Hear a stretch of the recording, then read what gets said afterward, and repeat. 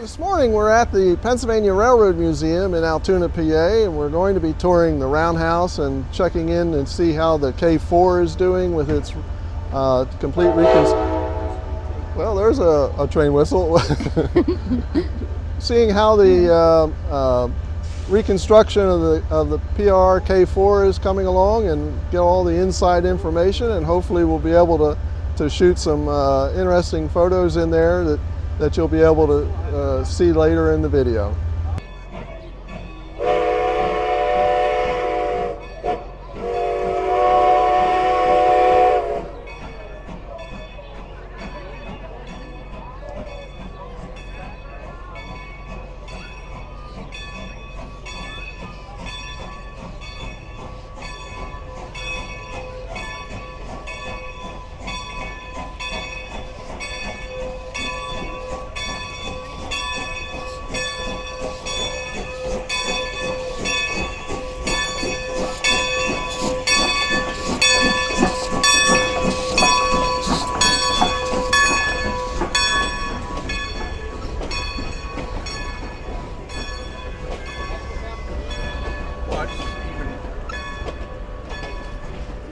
That's why it was built the way it was. It's 500,000 pounds light, and it has a load capacity of 500,000 pounds. So a 1,000,000-pound car when loaded.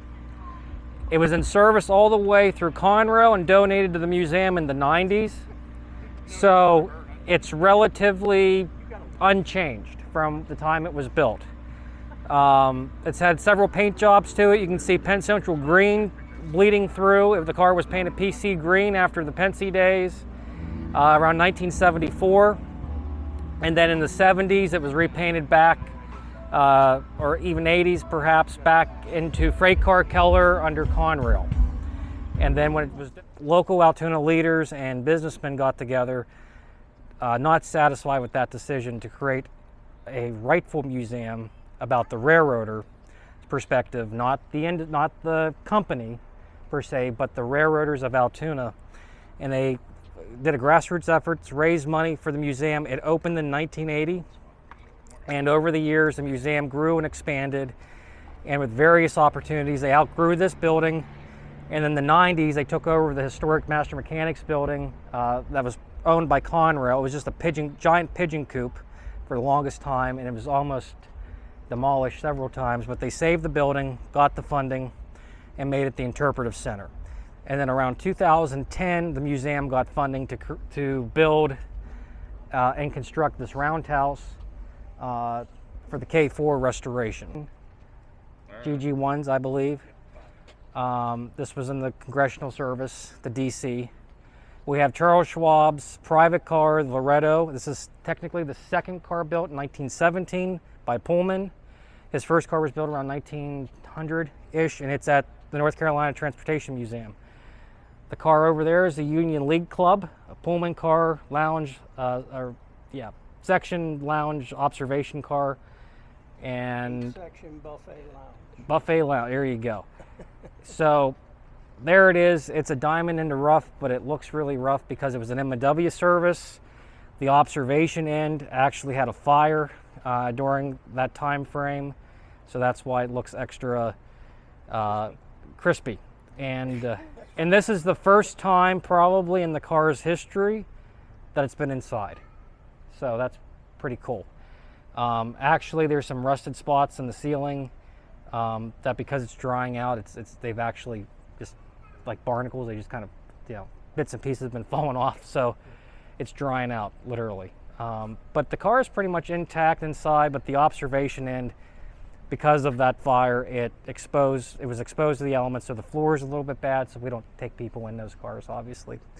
And the Schwab car, we don't take people in that either, but it is half restored and half not. You can see through the windows. Hey Joe, the turntable's from East Altoona, right? No, so the turntable is from Potomac Yard, from the RF&P, and it was relocated here. It's a Bethlehem table, which Pensy and other railroads that just like they bought them and installed them. But the shanty, the operator's shack, is actually from the East Altoona roundhouse turntable. So To my knowledge, that's probably the only surviving piece from the East Altoona turntable. This car has been designated to be a part of the K4 restoration plan. This is going to be one of 3 B60s, potentially, we're hoping, but at least one we have in-house, possibly another 2 at some point. But these cars are going to be converted and turned into exhibit cars to go with the K4. This RPO is the only named RPO that Penske ever had. This is the Robert E. Hannigan. This saw service on the Broadway Limited, and the future hopes for this car is potentially to have it turn into a concession or gift shop car to go with the mobile museum. Is the Mountain View. Its sister car, Tower View, is in the Railroad Museum of Pennsylvania's collection, but this made it into preservation and the private varnish, private ownership. This was a part of the, correct me John, Iron Horse Rambles in the 60s. Around 2008, 7 or 8, it came to the museum. It was stored outside here since, but then when the building got built, it was put inside. Okay, so this car was built in '49 by Pullman. Put right into service to replace the fleet of modernism generation of lightweight cars. This is the Mountain View, obviously the Broadway Limited being the #1 train for the Penske. From '49, changes that happened, but so probably in the '70s, this is when it was in the Iron Spike or the Golden Spike, whatever. '69 was the Golden Spike train, and then after that, probably went to private service and was retained by High Iron. Yeah. And I think this came from North Carolina or South Carolina before it came to the museum. The interior is from the 70s or 60s-ish. The contact vinyl wood paneling is FUPAR. That's not correct. Actually, this mint green is very close to the original interior. So you had 2 color combinations in these cars, usually from the 1940s and 50s, is this mint green, but also like that, what would you call it, John? Like taupe or cream or tan? Yeah. I think actually it's part of Chloe, it was taupe. Yeah, Taupe. And of course the faux wood paneling is that lovely 70s And faux galore. these are not original, the fake yeah. curtains. They actually had a nicer design. It was like more of an Art Deco design. It was like a red and tan. Yeah. Kind of almost like a wave. Yeah. And then the carpeting should be a burgundy with like a fern type pattern. I think the bedrooms they have the original carpeting. You can see the upholstery. This blue is a much later addition. They just covered right over the original gray. So a lot of grays and burgundies and this green, which may or may not be accurate. I'm not 100% sure. I guess I have to look at something, a chip somewhere. Well, actually, there is kind of like more of a tan, or I'm sorry, a gray underneath this green. So that's a good revelation, because this is not very, by today's standards, but you know, more neutral. I think the museum, Road Museum, Pennsylvania. Yeah, they have a Tower View. No, I was going to say, it's actually, they've got the original Lowy artwork for this car. Okay. And it's like a gray-green. Okay. So it's pretty More, close to, yeah. it's pretty close to that. And it's almost to the point, like, because actually, color photographs at the time would actually always give it a color shift, but it was kind of more of a grayish green. So, I mean, it's... Yeah, this is kind of more of a late '60s version, because this was very like an industrial green. But actually, if you look at the ceilings back there, you can kind of see the yellow finish, and that's probably from the smokers and smoking back in the day. Because you could call the porter, and you could have a cigar brought to you from the dining car. You could have drinks, and it has a little kitchenette there.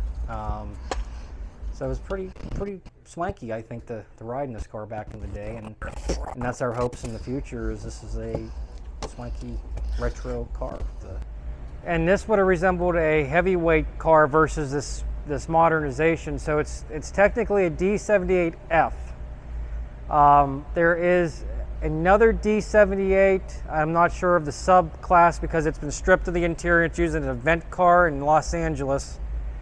And this car was built with the heavyweight trucks, The same trucks that a lot of the business cars, the Z class, also had. Intact or potentially to be fully intact Penske dining car in existence that was built in Altoona. The interior has been disassembled for restoration efforts about 20 years ago, but all the bits and pieces are inside, and if we walk around you can look and see all the bits and pieces. There have been discussions around this car about returning it to operating service to be a cafe car service, or our purpose of a cafe car, food service car for the K4 program. It is modernized, as you can clearly see, so there are P70s out there that we're going to be working with for the K4 excursion. They're modernized P70s of the similar design as this car, so from a aesthetic standpoint and time frame standpoint, it would fit for the 1950s, I guess, recreate. That's the D78. Let's talk about the K4. I'm going to spare a lot of the technical details or even updates just because it's been covered in the Keystone and nothing's really changed since the annual meeting, other than I can't say how grateful I am for anyone who contributed to the matching donation that the Society did, because with that, the materials on order actually has been purchased for the firebox for the outer wrapper. The engineering is done, the materials in hand by FMW Solutions, and they're just awaiting the ability to start fabricating the new material. So we're looking at early fall, mid-fall, for FMW to have all the bits and pieces ready for installation, and they'll be on site for a few weeks to do that installation. So by end of the year, we're hopeful that we're going to have an outer firebox, and then fundraising efforts are going to go towards the inner components, the inner wrapper, or the inner sheets and ground sheets, so on and so forth. So maybe this time next year we'll have a complete firebox. That's the plan. That's the hopes. On my talk at the annual meeting, I went over we had an information packet that had a budget, line item budget included in that packet. The firebox is still in the $200,000 or $425,000 range.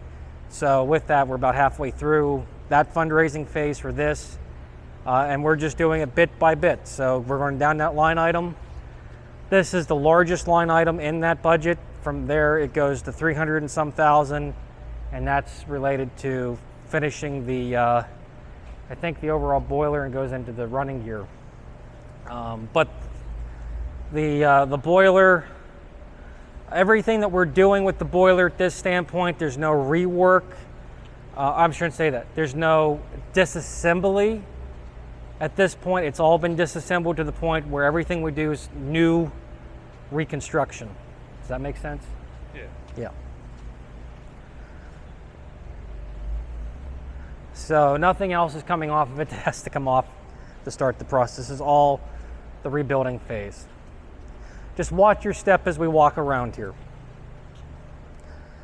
These bits and pieces up here, this is part of the N10, because with all the rail cars moving around, the dining car's in temporarily in this spot, but this is the restoration bay where the N10 is being worked on.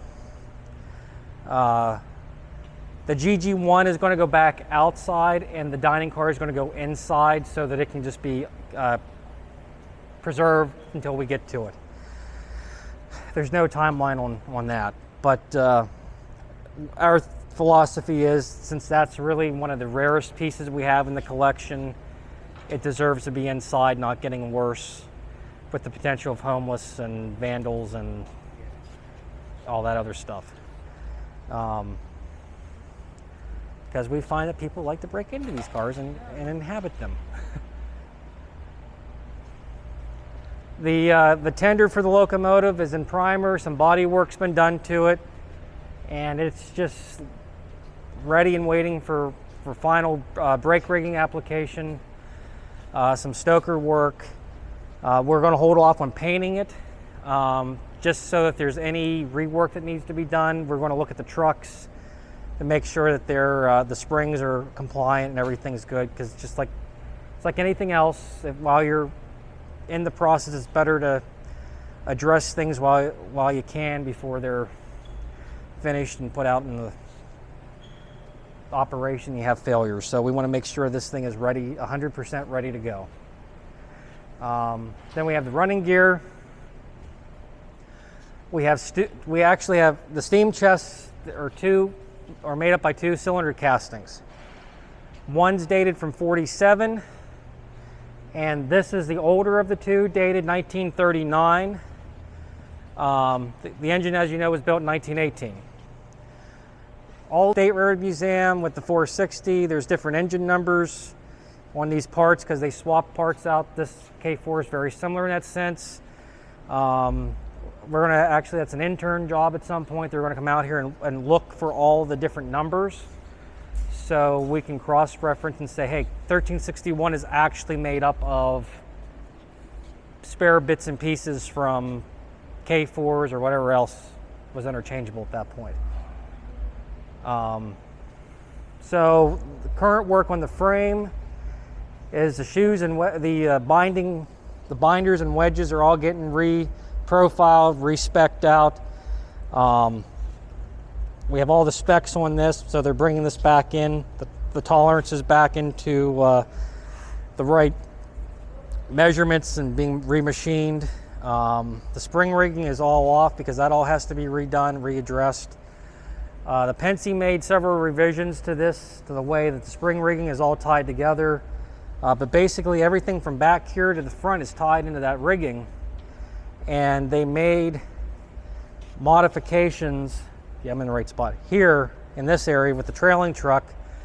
So there's several different versions, and our engineers feel that there's ways to better address the spring rigging for performance. So we're probably going back a version or 2 from what it was retired with, just because the Penske, as wonderful it is, and it's my favorite railroad too, the Penske is the Penske, the standard, non-standard railroad of the world that I'm finding. But that's just the reality of the industry. You know, they try different things and whatever, you know. Maybe trying to save $1 or 2 or a penny here or there, literally a penny, or somebody was trying something experimental, and they all varied in some way, shape, or form. The 87 restoration, in our opinion, was just to get it running by any means possible and as quickly as possible. Perfect example, this trailing truck was notorious for derailing, backing up through switches or around curves, because when they converted this to roller bearing, they did it per freight car specs, not this spec. So the lateral motion and the axle or the wheel set was limited, so it bound up backing through curves. So this is all going to get reworked and readapted so to restore that lateral. And a part of that spring rigging is tied into that because there's tolerances. Well, it equalizes everything through the frame. Right. So that's getting reworked. I'll tell you a story sometime about the power supply for the lights in New York. Okay. Probably didn't work. I've actually got one here.